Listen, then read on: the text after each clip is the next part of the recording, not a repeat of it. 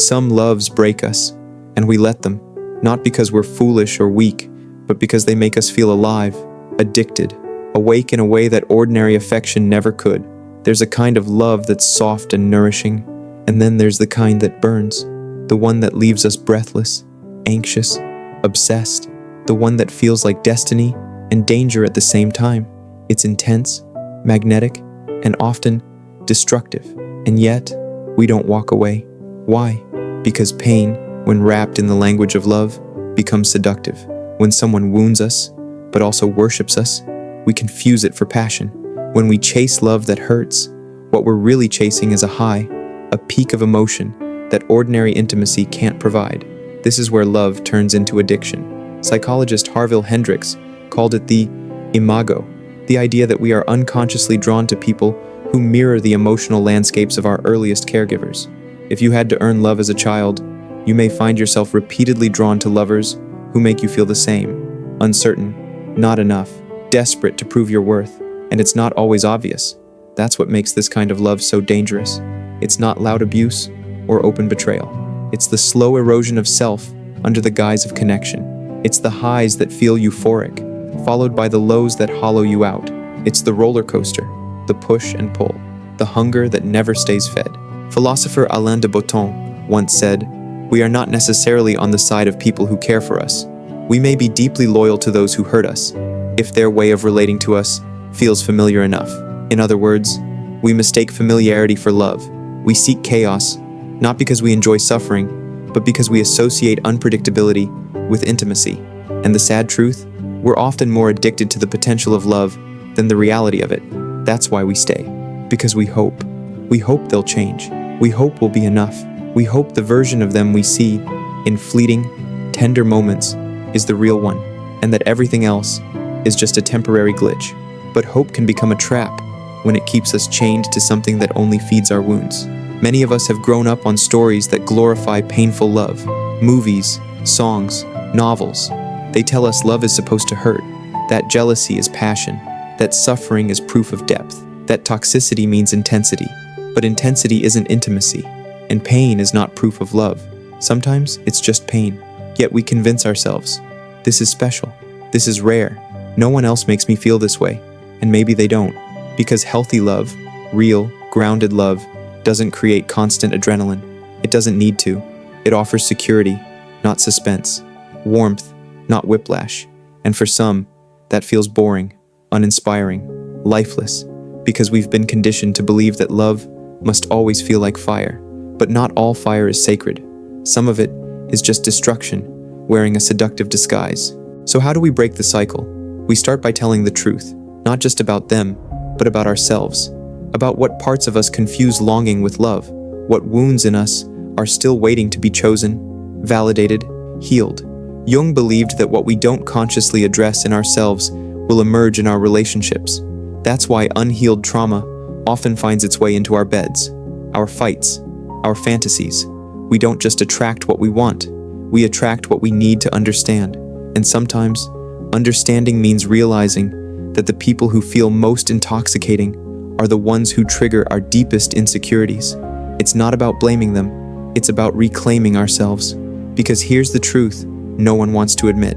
The love that hurts the most can also feel the most addictive, not because it's deep, but because it's unfinished. And unfinished love is a loop, one that keeps you coming back, hoping for a different ending. But loops don't end, they repeat, unless you step out of them. That doesn't mean letting go is easy. In fact, leaving this kind of love can feel like withdrawal, like grief, like losing a part of your identity. But it's also the first step towards something real, not a fantasy, not a rescue, not a high, but a love that can hold you fully, calmly, consistently. And maybe you're not ready for that yet. That's okay. But at least know this, not all love is good for you, and the ones that aren't, they often feel the best because they're trying to fill the emptiest places inside you. So why do we stay in love that hurts? Freud believed that repetition compulsion, the unconscious drive to repeat emotional patterns from childhood, is one of the strongest forces in human psychology. We don't just fall for people, we re-fall for what we already know. If you were loved inconsistently, you may now chase people who love you inconsistently, not because it feels good, but because it feels familiar.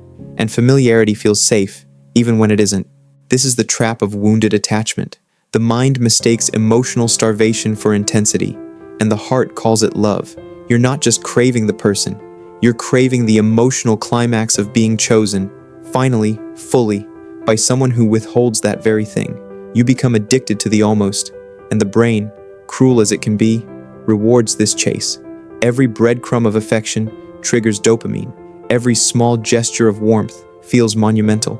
And so, you stay, waiting, hoping, convincing yourself that it's love, when in truth, it's longing, wrapped in illusion. The Stoic philosopher Seneca warned us about mistaking emotional chaos for meaning. We suffer more often in imagination than in reality, he wrote. When you're in love with someone who constantly triggers your anxiety, your mind becomes its own tormentor. You read into texts, decode silences, rehearse conversations, not out of joy, but survival. You're not thriving, you're enduring. And the saddest part? You may confuse that endurance with strength. You tell yourself you're loyal, devoted, patient, but really, you've just built a tolerance for pain. Not love, just tolerance. Because love, real love, shouldn't require you to abandon your needs, silence your voice, or betray your self-worth. Yet when you suggest this kind of love might be toxic, people recoil. Society romanticizes suffering. We glorify the idea that love should be fought for, that staying is noble, that passion excuses cruelty. But philosopher Jacques Lacan reminded us that love is a form of giving what you don't have to someone who doesn't want it. We offer parts of ourselves we've never fully understood to people who are often incapable of receiving them. This is not love, it's self-abandonment. Still, we stay. Why? Because deep down, we're hoping to rewrite our past, to finally be enough for someone who reminds us of everyone who made us feel not enough. It's not just about them, it's about proving something to ourselves, that we're lovable, desirable, worthy. But love that requires you to prove your worth is not love, it's performance. And performances always end, either in applause or exhaustion. And yet, this is the love we crave, not because it feeds us, but because it starves us. And we've confused hunger with passion for so long, we no longer recognize the difference. So what does real love feel like? It feels boring, at first, because it doesn't spike your anxiety. It doesn't leave you wondering. It doesn't thrill you with highs and lows. It holds you. It grounds you. And for people raised on chaos, that can feel alien, even wrong. But it isn't. It's healing. To break free from addictive love, we must first break up with our idea of love. Let go of the belief that it must hurt to be real. That pain makes it deeper. That distance makes it hotter. None of that is love. It's trauma, recycled and repackaged. And here's the truth. You will miss them. The chaos, the intensity, the ache. But missing someone is not the same as belonging with them. You can grieve what you lost, even as you protect what you're learning to want. Because what you want now, safety, peace, mutuality, may not set your nervous system on fire, but it will let you rest. And maybe for the first time, that's what real love looks like. Let's be honest. Letting go of a love that hurts is terrifying. Even when we know it's breaking us, even when our bodies tighten at the sound of their voice, we stay. Not because we're weak, but because the fantasy of what it could be still haunts us. We cling to the moments that were good, the rush of early connection, the passion, the promise, and we tell ourselves that maybe, just maybe, it will come back. That if we stay long enough, love will fix it. Love will change them. Love will save us. But Plato warned us of this illusion in his writings on ideal love. He believed we often fall not for who someone is, but for what they reflect back to us. Our hopes, our wounds, our unmet needs. We don't just love them. We love the mirror they hold up. And this is the tragedy. Sometimes, the reflection is all we're chasing. To love someone who cannot love you well is to live in constant self-denial. You shrink your needs to seem easier. You dim your light to avoid overwhelming them. You become a quieter version of yourself, not because you want to, but because it's the only way to keep the connection alive. But what kind of love asks you to disappear to feel worthy? The philosopher Epictetus once said, "People are not disturbed by things, but by the views they take of things." The same applies here. The pain is not only in the relationship, it's in the story we tell about it. That this kind of love is all we deserve. That this is what deep love looks like. But that story is not truth. It's programming, and we must reprogram. Bell Hooks once wrote, "Love is an action, never simply a feeling. Real love shows up. It listens. It repairs. It respects. If someone says they love you, but continuously breaks you, they may feel something real, but it isn't love in action, and that difference matters. We need to stop confusing chemistry with compatibility. Stop romanticizing suffering. Stop believing that just because we want someone, they must be right for us. Wanting is not wisdom. Longing is not love. And pain is not proof that it's deep. Sometimes, the most radical thing we can do is walk away from the love that doesn't love us back, at least not in the way we need to be loved.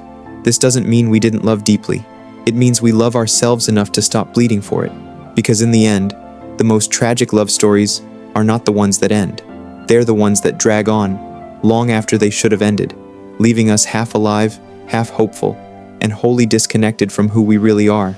So if you find yourself in love with someone who breaks you, belittles you, or simply can't meet you where you are, pause, not to shame yourself, but to ask, what am I really holding on to?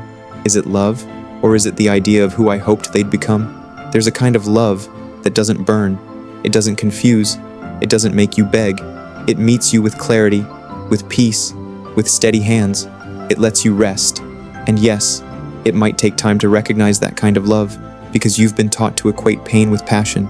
But when you do, it'll feel like home, and this time, it will be.